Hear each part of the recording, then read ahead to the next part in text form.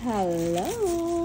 We're here. Gagawa tayo ng ating fertilizer ng ating plants, guys. So, meron tayong brown sugar and ayan, rotten banana kasi masyadong mainit ngayon.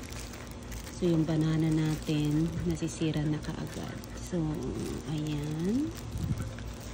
Tapos, meron tayong dito, container na paglalagyan natin ng ito yung nabili nating kimchi. Ayan, dito natin ilalagay yung ating gagawin na fertilizer, guys. So, nasubok ko na siya. Meron din tayong nagawa dahil maraming nasisirang banana. So, yan lang, banana. Oh, goodness.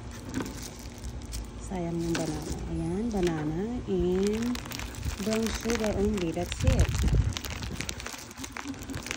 Hindi ko pa na-try yung white sugar. So, brown. Wait lang ha. Kasi wala tayong scissor. So, ayan. So, mga 2 cups lang. Ay! 2 cups or 3 cups. Depende. Walang measure. Pero yan, kinalahati ko to.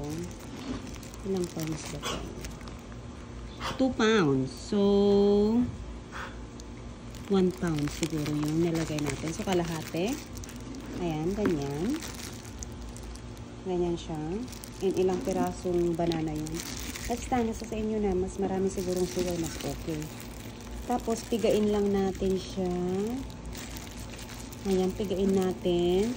And then, ilalagay natin sa dark, place. Dun sa loob na loob ng bahay. Huwag sa labas ng bahay. Ayan. Ganyan lang siya.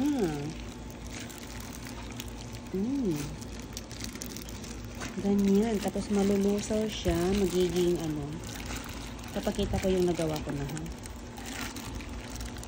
Ganyan.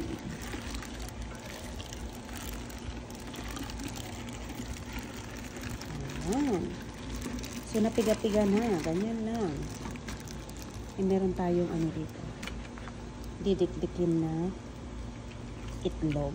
Pero hindi yan wala yan kinalaman dito sa ating banana and dark sugar. Brown sugar. So, ganyan lang siya, guys. Ganun lang. And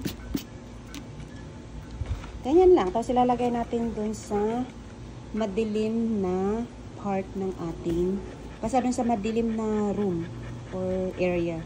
Ayan. Tapos na yan. Tapos ito yung nagawa natin. Tcharan!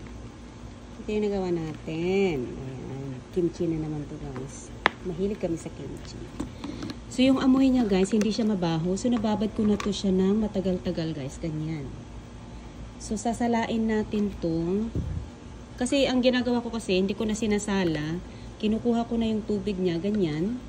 Tapos, nilalagay ko dun sa, pinangdidilig ko siya. 1 gallon, 2 tablespoon per 1 gallon of water, guys. Ayan. So, ganyan lang. Ilalagyan ko ng 2 tablespoon kada 1 galon na tubig. Tapos, pinangdidilig ko sa aking halaman. Hindi siya na wala siyang amoy. Smells good. It smells like fermented banana. Tapos hindi siya nalalanggam.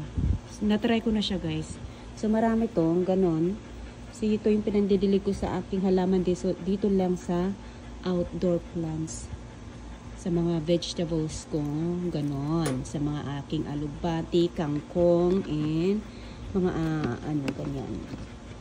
So, basta nilalagay ko lang to dun sa ating dark room or dark area ng ating bahay. Ayan, basta dun sa madilim.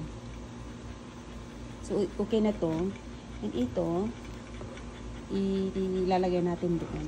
So, ganun lang. Bye-bye!